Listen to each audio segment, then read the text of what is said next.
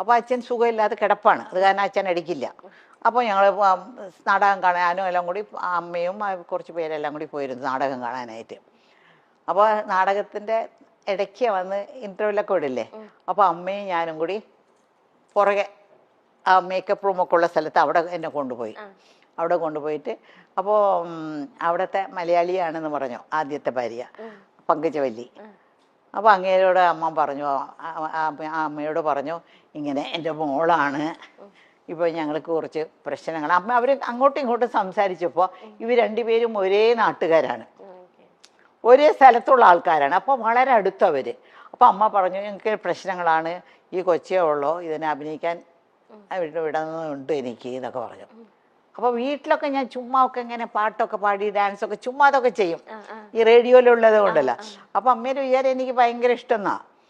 അപ്പോൾ അങ്ങനെ അവർ പറഞ്ഞു അങ്ങനെയാണോ, അങ്ങനെയാണെങ്കിൽ ഞങ്ങൾ പോയിട്ട് ഞങ്ങൾ ഇങ്ങനെ അത് അവിടത്തേക്ക് വരാനായിട്ട് ചെന്നൈയിലോട്ട് വരാനായിട്ട് പറയാമെന്ന് പറഞ്ഞിട്ട് അയച്ചിരുന്നു. അപ്പോൾ അവർ നാടകമെല്ലാം കഴിഞ്ഞിട്ട് പോയി. അവിടെ പോയിട്ട് ഒരാഴ്ചക്കകം ഞങ്ങൾക്ക് അവിടെ നിന്ന് ടിക്കറ്റും വരാനുള്ള ഡേറ്റും ഇന്ന സ്ഥലത്ത് വരണം എന്നൊക്കെ പറഞ്ഞ് അവർ വിളിച്ചു പറഞ്ഞ് ടിക്കറ്റൊക്കെ അയച്ചിരുന്നു. അങ്ങനെയാണ് ഞങ്ങൾ മെഡ്രാസിൽ ഞാനും എൻ്റെ അമ്മയും മാത്രമായിട്ട് മെഡ്രാസിൽ വരുന്നത്. അപ്പോൾ ഞങ്ങളുടെ വീട്ടിൽ കുറേ പിള്ളേരുണ്ടല്ലോ, അമ്മ എൻ്റെ കൂടെ നിൽക്കാനൊക്കില്ല. അപ്പോൾ എന്നെ വന്ന് എസ് എസ് രാജേന്ദ്രൻ്റെ പങ്കജവല്ലി ചേച്ചിയുടെ അടുത്ത് അമ്മയുടെ അടുത്ത് എന്നെ വിട്ടിട്ട് കുറേ പിള്ളേരുടെ കൂടെ ഞാനൊരു കൊച്ചായിട്ട് അവിടെ നിന്നു. അപ്പോൾ അവർ ഒരു ഡ്രാമ അവരൊരു ഡ്രാമ. അപ്പോൾ അപ്പോഴേക്കും ഈ വിജയകുമാരി എന്ന് പറഞ്ഞ ഒരു പ്രഗ്നൻ്റ് ആയിരുന്നു. അപ്പോൾ അവർക്ക് അവരുടെ റോൾ അഭിനയിക്കാനായിട്ട്, ഹീറോയിൻ തന്നെയാണ്, അവരുടെ റോൾ അഭിനയിക്കാനായിട്ട് എന്നെ എല്ലാം കെട്ടി 13 വയസ്സ് എത്ര വലുതുണ്ടാവും കെട്ടിയൊക്കെ ശരിയാക്കി. പക്ഷെ പൊക്കം ഉണ്ടായിരുന്നു, കാരണം ഞാൻ രക്ഷപ്പെട്ടു, ഇത്രയും തന്നെ പൊക്കം. അപ്പോൾ അങ്ങനെ നാടകത്തിൽ അഭിനയിച്ചു. റിഹേഴ്സലൊക്കെ കഴിഞ്ഞ് അവർ വീട്ടിൽ തന്നെ റിഹേഴ്സലൊക്കെ കഴിഞ്ഞ് അവർ ഒരു നാടകം ഫസ്റ്റ് ഡ്രാമ. ഈ ഡ്രാമ കാണാനായിട്ട് MGRും അന്നത്തെ വലിയ ഡയറക്ടർ, ഇന്ന് മണിരത്നം എന്നൊക്കെ പറയുന്നില്ല, അന്നത്തെ വലിയ ഡയറക്ടറാണ് രാമണ്ണ എന്ന് പറയുന്ന ഒരാൾ, അങ്ങേരും കൂടിയെല്ലാം അവരാണ് പ്രസിദ്ധി നാടകത്തിന് വന്നിട്ട് ഇങ്ങനെ ഇരുന്ന് നാടകം കണ്ടപ്പോൾ MGRും അവരും പറഞ്ഞു കോഴിപ്പെണ്ണി കൊള്ളാമല്ലോ, നമ്മുടെ പടത്തിൽ ഒരു ക്യാരക്ടർ ഉണ്ടല്ലോ അതിന് ഇങ്ങനെ കൂടെ അഭിനയിക്കാനായിട്ട്, പൊക്കമുള്ളത് കാരണം നമുക്ക് ശരിയാക്കാന്ന് പറഞ്ഞു. അങ്ങനെയാണ് അവർ ഞങ്ങളോടെല്ലാം സംസാരിക്കുന്നത്. പിന്നെ സംസാരിക്കുന്നതൊക്കെ അവർക്കൊരു കമ്പനിയുണ്ട്, എസ് രാജേന്ദ്രന് ഒരു സിനിമ കമ്പനിയുണ്ട്. ആ കമ്പനി ആ മാനേജറോടാണ് സംസാരിക്കുന്നത്. അപ്പോൾ അവിടെ സംസാരിച്ചപ്പോൾ എനിക്ക് 3 വർഷത്തിൻ്റെ കോൺട്രാക്റ്റ് കിട്ടും. 3 വർഷം പുറത്തുള്ള പടങ്ങളിലൊന്നും അഭിനയിക്കാൻ പാടില്ല, അവർ പറയുന്ന പടങ്ങളിലേ അഭിനയിക്കാൻ പാടുള്ളൂ. അങ്ങനെ അഭിനയിച്ചാലും പകുതി പണം അവർക്ക് കൊടുക്കണം പുറത്തുനിന്ന്.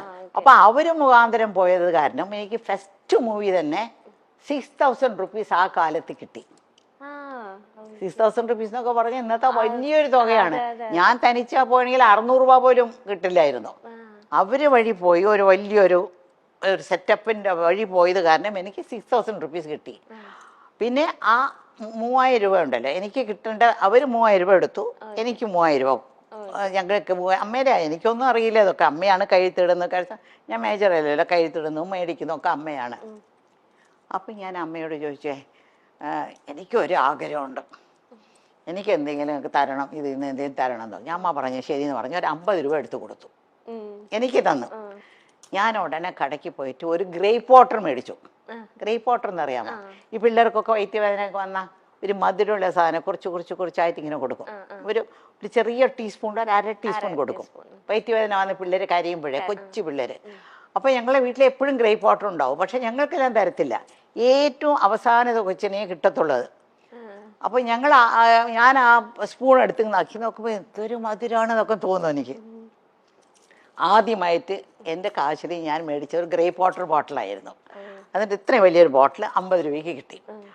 അത് എടുത്ത് ഇങ്ങ് കുടിച്ചു. ആരും പിള്ളേരൊക്കെ കണ്ടാൽ കിട്ടില്ലല്ലോ, ഒരു വാതിലിൻ്റെ പുറകെ പോയി നിന്ന് കുടിക്കുന്നത്.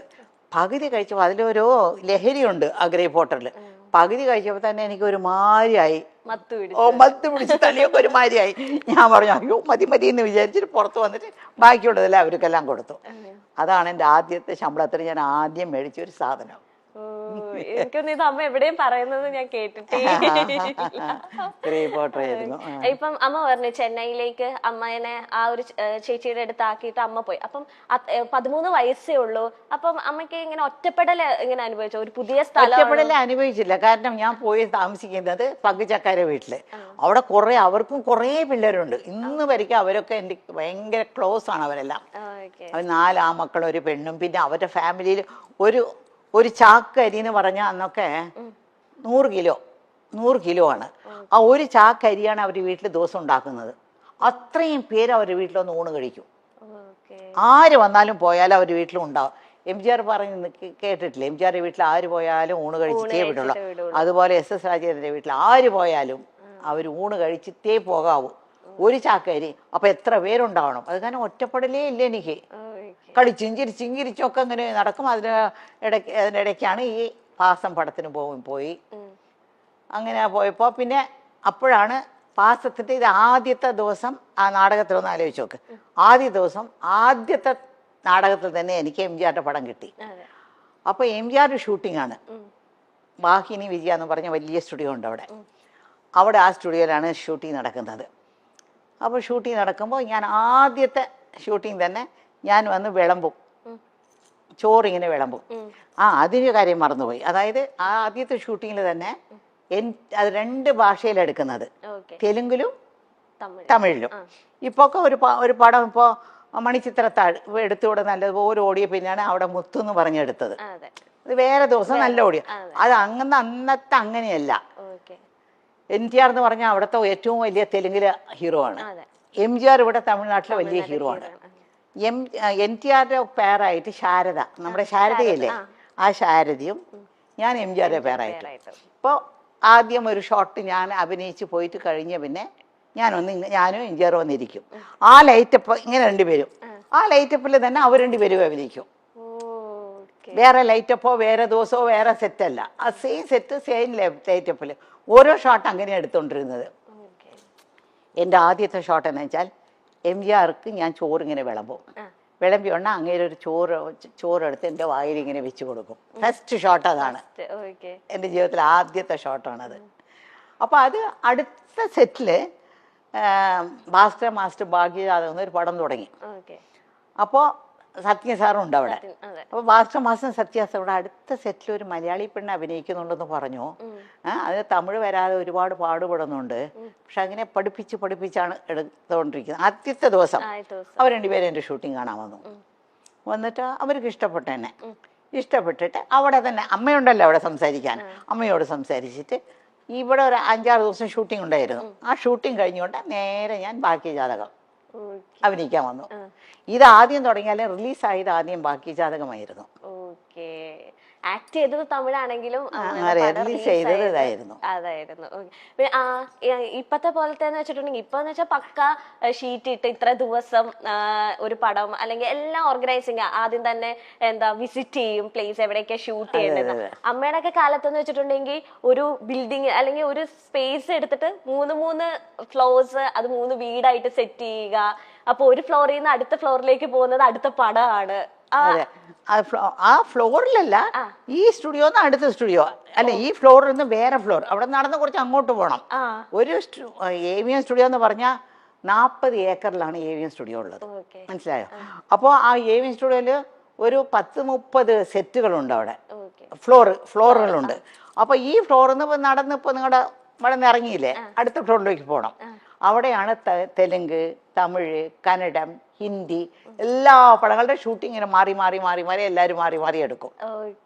അത് എങ്ങനെ അമ്മയ്ക്ക് അത് പറ്റും? ഞാൻ അമ്മ പറയുമ്പോ അത് ഭയങ്കര അത്ഭുതത്തോടെ, കാരണം ഒരു ക്യാരക്ടർ അല്ലല്ലോ അടുത്ത പടത്തിൽ, അത് വേറെ കോസ്റ്റ്യൂം ഇട്ടിട്ട് അതെങ്ങനെ ഉൾക്കൊള്ളാൻ പറ്റുന്നത് പെട്ടെന്ന്? കുറച്ച് നാളായപ്പോ നമുക്ക് അങ്ങ് പരിചയമായി. എനിക്ക് അതൊരു വലിയ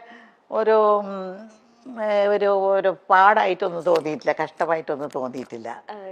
അങ്ങനെ കാലത്ത് അന്നൊക്കെ ഞങ്ങളുടെ അടുത്ത് കോൾ ഷീറ്റ് മേടിക്കുന്നു. ഇപ്പൊക്കെ ഒരു പടത്തിനാണ് കോൾ ഷീറ്റ്. 40 ദിവസം കോൾ ഷീറ്റ് കൊടുത്താൽ ആ പടം തീർക്കാം. പക്ഷെ അങ്ങനെയല്ല, അവിടെ എല്ലാം ചെന്നൈയിലും അടുത്തടുത്തടുത്ത സ്റ്റുഡിയോ ആയതുകൊണ്ട് ഒരു പടത്തിന് ദിവസവും 7 to 1, അതായത് കാലത്ത് 7 മണി മുതൽ 1 മണി വരെയും കോൾ ഷീറ്റ് കൊടുക്കും. കോൾ ഷീറ്റ് കൊടുത്താൽ ആ ഒരു 10-15 ദിവസം കൊണ്ട് ആ പടം തീർക്കും. അല്ലെങ്കിൽ അടുത്ത മാസം ഷെഡ്യൂൾ കൊടുക്കും. അത് കഴിഞ്ഞാൽ പിന്നെ ഉച്ചയ്ക്ക് 2 to 9 ഒന്നുണ്ട്, 2 മണി മുതൽ 9 മണി വരെയും ഷൂട്ടിംഗ് ഉണ്ട്. അങ്ങനെ ഒരു പടത്തിന് കൊടുക്കും. അത് ഒരു 10-15-20 ദിവസം കൊടുക്കും. പിന്നെ രാത്രി 10 to 2 എന്ന് പറഞ്ഞൊരു ഷൂട്ടിംഗ് ഉണ്ട്, 10 to 2. അത് വരയ്ക്കും. ചില തീർക്കാൻ പോകുന്ന പടങ്ങളുണ്ട്, അപ്പം 10 to 5 വർക്ക് ചെയ്യും. അപ്പോൾ ഇത് 3 കഴിഞ്ഞിട്ട് ഞാൻ മേക്കപ്പ് റൂമിൽ പോയി ഇങ്ങനെ പല്ലൊക്കെ തേച്ചിട്ട് വേറെ കാസ്റ്റ്യൂമൊക്കെ ഇട്ടിട്ടാണ് പോകുന്നത്. അടുത്ത ഇത് തന്നെ പിറ്റേ ദിവസം 7 to 1 പോകുന്നത്. അപ്പൊ ഒരു ദിവസം മൊത്തം 4 പടമൊക്കെ അഭിനയിച്ചിട്ടുണ്ട്. ഒരു ദിവസം 4 പടം.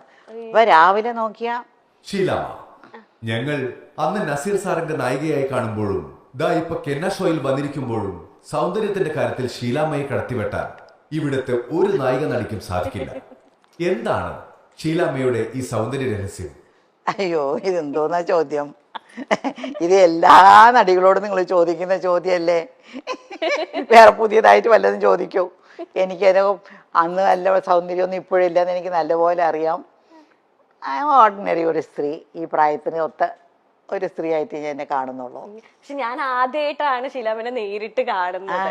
ഞാനിങ്ങനെ ഇന്റർവ്യൂസ് അല്ലെങ്കിൽ നമ്മൾ ടിവിയിലൂടെ മൊബൈൽ ഫോൺസിലൂടെ ഒക്കെ ആണല്ലോ ഇന്റർവ്യൂസ് ഒക്കെ കണ്ടിട്ടുള്ളൂ. അപ്പം ഞാനപ്പോ ഓർക്കാം, അമ്മ ഇപ്പൊ നല്ല സുന്ദരമായിട്ടിരിക്കും. അപ്പൊ ആ കാലത്ത് എന്ത് ഭംഗിയായിരിക്കും. നമുക്ക് ആ കാലത്തിൽ അമ്മേനെ നേരിട്ട് കാണാനൊന്നും സാധിച്ചിട്ടില്ലല്ലോ. അപ്പൊ എന്ത് ഭംഗിയായിരിക്കും എന്ന് ഞാനിങ്ങനെ ആലോചിക്കുകയായിരുന്നു. അമ്മ എന്തെങ്കിലും ഡയറ്റോ അങ്ങനെ എന്തെങ്കിലുമൊക്കെ ഫോളോ ചെയ്യുന്നുണ്ട് ഇപ്പം? അതെ, ഞാൻ പറയട്ടെ, സിനിമയിൽ വന്ന് 10-20 കൊല്ലം കഴിഞ്ഞിട്ടാണ് ഞാൻ അഭിനയം നിർത്തിയിട്ട് ഞാൻ ഊട്ടിയിൽ പോയി പിന്നെ മകന് വേണ്ടി പോയത്. ഈ 10-20 കൊല്ലം വരയ്ക്കും ഞാൻ അഭിനയിച്ചുകൊണ്ടിരുന്ന കാലം വരയ്ക്കും ഫേഷ്യൽ എന്ന് പറയുന്ന സാധനം എനിക്ക് അറിയില്ല. അറിഞ്ഞെങ്കിൽ ചെയ്തേനെ. അന്നൊന്നും ഇല്ല, ഫേഷ്യലൊന്നും ഇല്ല. ഇപ്പൊ ഫേഷ്യൽ ചെയ്താൽ ഭംഗി വരും, ഫേഷ്യൽ ചെയ്താൽ അത് വരും പറഞ്ഞാൽ അതൊക്കെ ചുമ്മാ. ഒരു ഫ്രഷ്നെസ് കിട്ടും. ഫേഷ്യൽ ചെയ്ത ഒരു ഫ്രഷ് ആയിരിക്കും. ഒരു കല്യാണപ്പെണ്ണ്, ഇപ്പോൾ കല്യാണപ്പെണ്ണിൻ്റെ അമ്മയും കല്യാണപ്പെണ്ണിൻ്റെ അച്ഛനും എല്ലാവരും ഫേഷ്യൽ ചെയ്ത് എന്തൊക്കെയോ മുഖത്തൊക്കെ ഇട്ടിട്ട് അങ്ങനെയല്ലേ. പക്ഷേ ഞങ്ങൾക്കൊന്നും ആ കാലത്ത് അത് ഇല്ല. ഇരുന്നെങ്കിൽ ചെയ്യുമായിരുന്നു. അതെനിക്കറിയില്ല. ആ സമയത്തൊന്നും ഞങ്ങൾ ചെയ്തില്ല. സിനിമയൊക്കെ അഭിനയിച്ച് വീട്ടിൽ ചുമ്മാതിരിക്കുമ്പോൾ വേറെ ജോലിയൊന്നും ഇല്ലാതിരിക്കുമ്പോൾ ഇവരൊക്കെ കൂട്ടുകാരികളെല്ലാം ഫേഷ്യൽ ചെയ്യാനായിട്ട് ബ്യൂട്ടി പാർലർ പോകുന്നുണ്ടോ, എന്നാൽ നമുക്ക് സുന്ദരിയാവാന്ന് പറഞ്ഞ് പോയി ചെയ്തിട്ടുണ്ട്. വീട്ടിലത്തെ പൊടിക്കൈകളൊക്കെ അമ്മ ട്രൈ ചെയ്യാറുണ്ടോ? മഞ്ഞള്, നമ്മളൊക്കെ ചേർന്ന് മഞ്ഞൾ അരച്ച് കടലമാവ് ഇടും, അങ്ങനെ അതൊന്നും ഞാൻ ചെയ്യാം. അതൊന്നും എന്നെ കൊണ്ട് വയ്യ. അത്രയും ക്ഷമയൊന്നും എനിക്കില്ല.